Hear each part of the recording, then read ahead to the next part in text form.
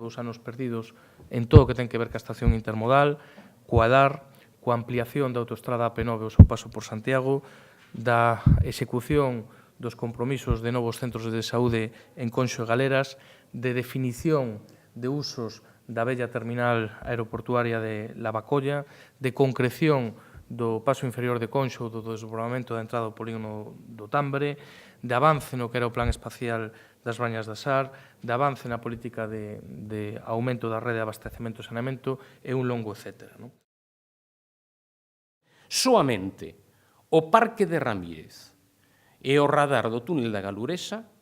é do actual goberno. Todo o demais é desa herdanza recibida da que eles falan, pero que non recoñecen precisamente toda esta parte da herdanza recibida. Era unha promesa do Partido Popular, pero claro, gastar nestes momentos 400.000 euros na reforma dun parque que levaba 10 anos e que, dende logo, tiña un mantemento máis que aceptable, mentres non chega aos 200.000 euros o que adican á promoción de emprego,